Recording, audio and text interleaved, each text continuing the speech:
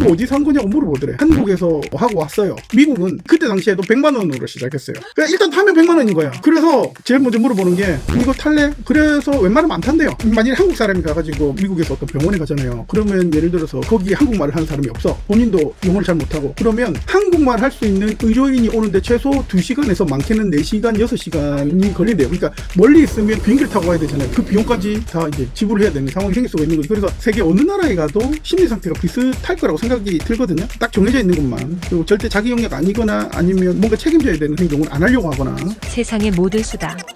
다락방. 한국과 영국의 치과에 대한 썰입니다.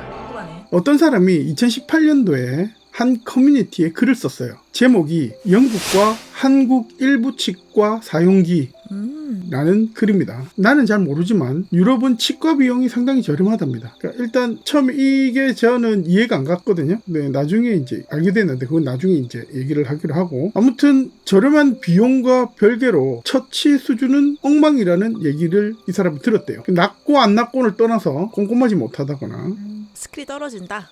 그렇죠. 그리고 좀 이제 아프다거나 아하, 통증. 뭐 그런 거겠죠. 그러면서 영국과 한국에서 직접 경험한 본인 이야기를 써놨어요.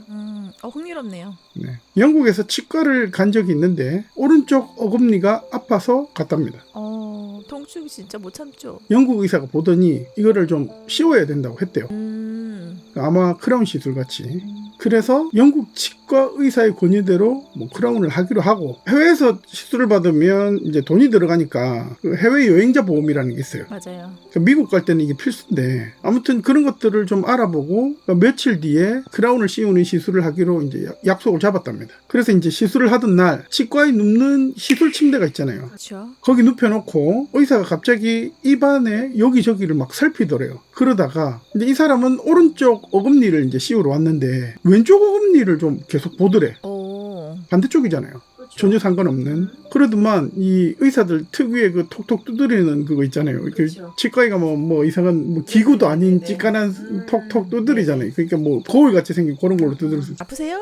예, 그러면서 그러니까 이 왼쪽 어금니를 톡톡 두드리면서 이거 어디서 한 거냐고 물어보더래. 그래서 거기는 한국에서 뭐 하고 왔어요 라고 이야기를 했더니 갑자기 인턴 같은 분들을 몇 명 부르더래. 한 3명 4명 뭐 요 정도 불러가지고, 잘 봐라, 저 왼쪽 어금니는 니들이 여기서 살면서 매우 드물게 볼 수 있는 정교하고 딱 맞도록 만든 교과서 같은 크라운이다 라고 이야기를 했다고 합니다. 특이 케이스였군요. 예, 영국에서 봤을 땐 특이 케이스였지.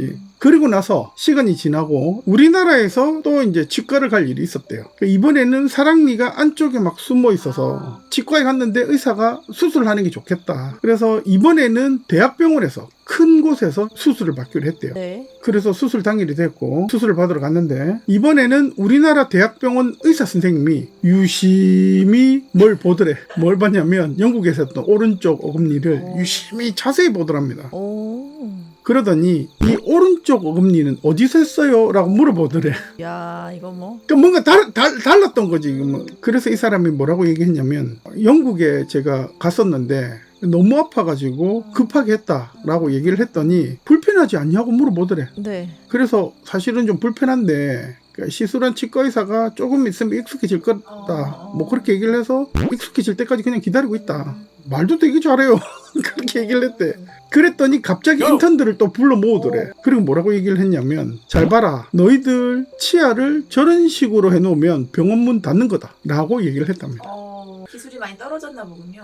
기술 차이가 좀 있는 거죠. 예전에 제가 이제 울산에 있는 모 치과 병원에 좀 큰 규모였는데 거기서 이제 유튜브를 운영해 준 적이 있어요. 네. 그때 치과 의사들이 프라이드가 되게 높아요. 맞아요. 그러니까 그만큼 프라이드가 높다라는 것은 기술력도 뒷받침해 주니까 높다. 좋은 쪽으로 보면 그렇게 이제 생각을 할 수 있는데, 아무튼 저는 처음에 이 글을 보고 어라? 했어요. 왜냐하면 한국에는 의료보험이 있어서 웬만한 시술이나 수술은 엄청나게 싸잖아요. 그렇죠. 다 보험인데죠. 요거는 이제 뭐 대부분의 사람들이 알고 있는 거니까. 그렇죠.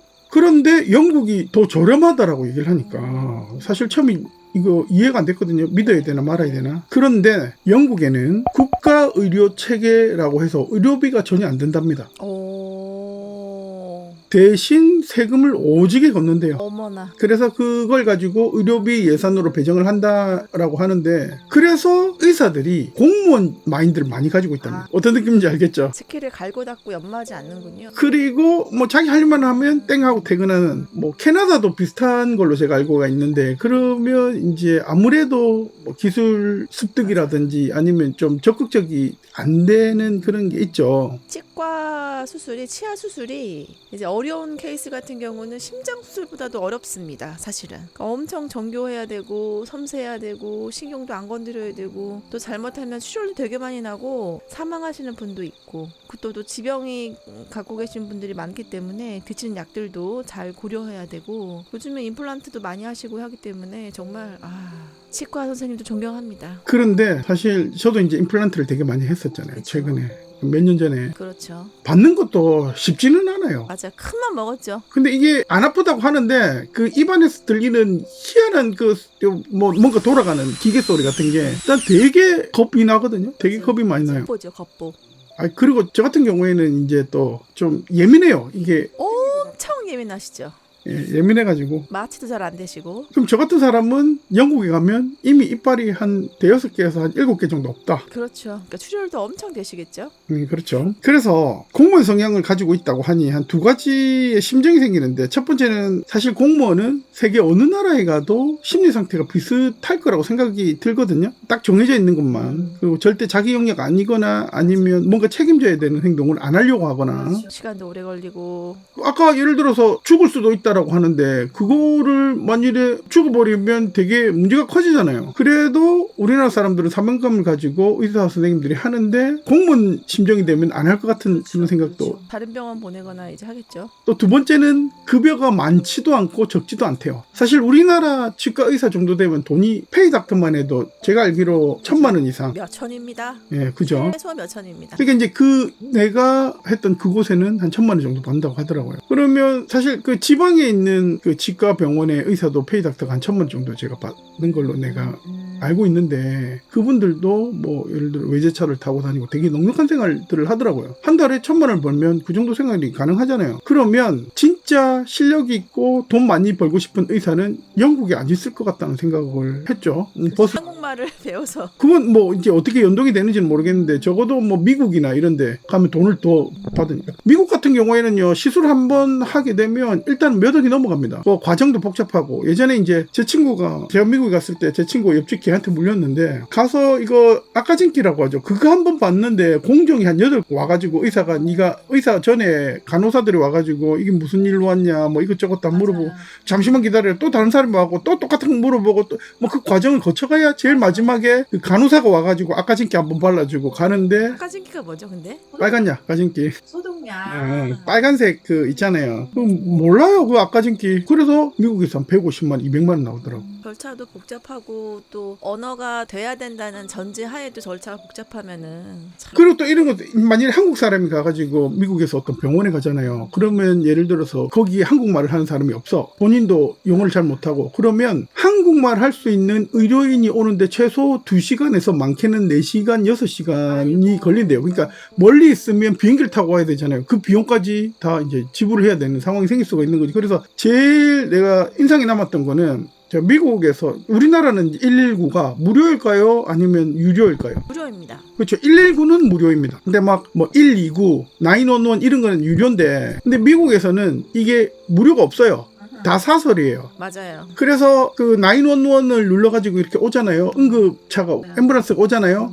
그러면 그 어떤 상황에도 의식이 있으면 물어본답니다. 니 탈래? 왜냐하면 이거 타면, 우리나라에는 제가 알기로 정확하지는 않지만 911을 타면, 이게 사설차를 타면 금액이 정해져 있거든요. 거리에 따라 다릅니다. 그렇죠. 근데 최소 금액이 예전에 뭐 10몇 년 전이긴 했지만 한 3만 원 정도인 걸로 알고 있어요. 뭐 10km 예전은 그랬어요. 지금 바뀌었겠지만. 근데 그때는 미국은 기본이 그때 당시에도 100만 원으로 시작했어요. 그러니까 일단 타면 100만 원인 거야. 그래서 제일 먼저 물어보는 게, 이거 탈래? 먼저 물어본대요. 안 그러면 네가 직접 가든지. 그래서 웬만하면 안 탄대요. 그만큼 이제 의료비가 우리나라에서는 되게 훌륭한데, 영국에서는 우리나라보다 더 싸다라고 하면 이면에는 뭔가 돈을 많이 뺏어가는 그런 게 있죠. 그렇습니다.